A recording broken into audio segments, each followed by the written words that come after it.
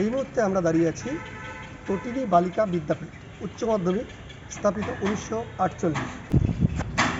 তটিনী দাস তার আবক্ষমূর্তি, ওনার আবক্ষমূর্তি রয়েছে এখানে। সময় ছিলেন তারই কন্যা শান্তি দে মহাশয়, এবং সেই সময় ছিলেন মহারাজ জগন্নাথ। স্কুল সম্পর্কে ইনি কিছু বলবেন। হ্যাঁ, ওই সঙ্গে হাজির ছিলেন ওনার স্বামী তরুণ দে মহাশয় এবং ওনার বোনের বড় ছেলে দিলীপ মণ্ডল মহাশয় ও আরও ওনাদের আত্মীয়বর্গ, আরও বোনের ছেলেরা সবাই এসেছিলেন। ওই আমাদের ফলতার বুকে মনে হয় শেষ আশা শান্তি দে মহাশয়। এই স্কুল তটিনী বালিকা বিদ্যাপীঠ উচ্চ মাধ্যমিক স্কুল রাজ্যের মধ্যে খুবই নামকরা। যারা এখানে পড়াশোনা করে ছাত্রীরা, তাদের অনেকেই বেশ ভালো পারফরমেন্স এবং ভালো নাম্বার নিয়ে এখানে পাশ করেছে। তাই জন্য এই স্কুল অনেক নাম করা হয়েছে। ক্যামেরায় অভিজিৎ ভদ্র, দ্য গ্রেট ইন্ডিয়া টাইমস। জগৎ কুমার পাড়ুই মহাশয় বলছি। আমার বাড়ি কাঁটারিয়া দেবীপুর। এই মুহূর্তে আমি হাজির হয়েছি তটিনী বালিকা বিদ্যাপীঠে। এটা আমাদেরই বংশের এক প্রবাদ প্রতিম মানুষ শ্রীনাথ মহাশয়ের নামে এখানে স্কুলও আছে সামনে।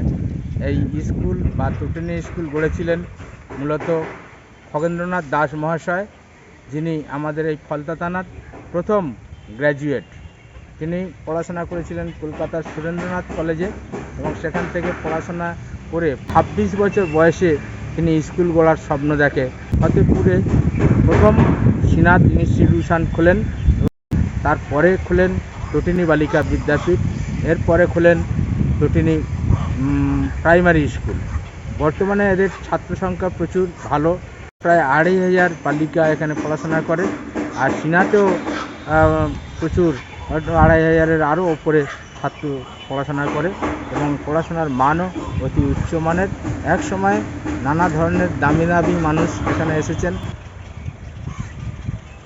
এলাকার ভালো ভালো প্রোগ্রাম বলি যা কিছু সব এই জায়গাতেই হয়। পাশে উনি একটা বড় মাঠ করে দিয়েছেন, যে মাঠে খেলাধুলা এবং নানা ধরনের যাত্রা, সামাজিক সাংস্কৃতিক অনুষ্ঠান দেখানো হয়, যা সমাজের মানুষ সবাই হাজির হয়। বড় বড় নেতারাও নানা সময় আসে, যাদের বক্তব্য শুনে আমরা মোহিত হয়ে যাই। এই ফতেপুরের জায়গায় আমাদের অত্যন্ত গর্বের। জেলা দক্ষিণ 24 পরগনা, ফলতা থানা। আমি এসেছি আলিপুরে খগেন্দ্রনাথ দাস মহাশয়ের বাড়িতে। খগেন্দ্রনাথ দাস ফলতার বুকে এক সমাজসেবার বিরাট নাম। তিনি অনেক কিছু দিয়েছেন। আর আমার পাশে যিনি আছেন তারই নাতি রঞ্জন রায়। আমি জানতে চাইব আপনি আপনার দাদু সম্পর্কে এবং তার উত্তরসূরি হিসাবে আপনি যেটুকু বলার যদি আমাদেরকে অবগত করেন, তাহলে আমরা। দাদু সম্পর্কে বলতে গেলে আমরা তো দাদুকে খুব বেশি দিন পাইনি। দাদু তো 84 সালে মারা যান। তখন আমাদের তো বয়স হয়তো 25 এরকম বয়স। দাদুকে ছোটবেলা থেকেই দেখে এসেছি এবং দাদু রাজনীতি যেটা করতেন ফলতায় কংগ্রেসের হয়ে, এবং এমএলএও ছিলেন উনি। এবং শুনেছি দুবারের এমএলএ। তবে আমরা দেখেছি ওখানে উনি 3টে স্মৃতি কাজ বলা যেতে পারে। হ্যাঁ, দাদুর তো বড়, সবচেয়ে বড় বাবার নামে ইনস্টিটিউশন, যা এলাকার তটিনী বিদ্যাপীঠ, আবার তটিনী ঠাকুর দেবতা প্রাথমিক বিদ্যালয় প্রাইমারি স্কুল।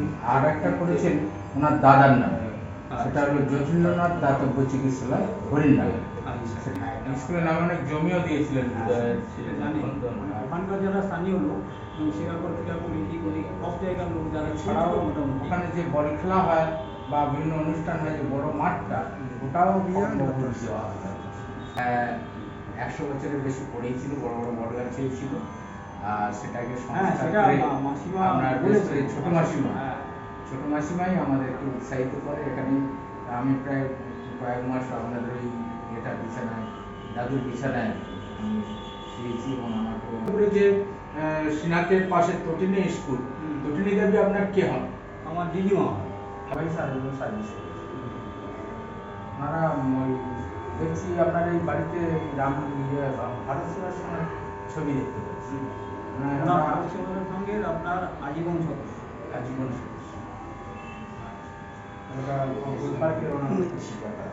ওনাদের বালিগঞ্জে আপনার সংঘের প্রধান কার্যালয় বালিগঞ্জে সংঘের প্রধান কার্যালয় ওখানে যাতায়াত করে। আমিও নিয়ে গেছি অনেক। বলুন আপনার অমিত রঞ্জন রায়, ঠিকানা বলুন। 58D আলিপুর, কলিকাতা 7,07,000।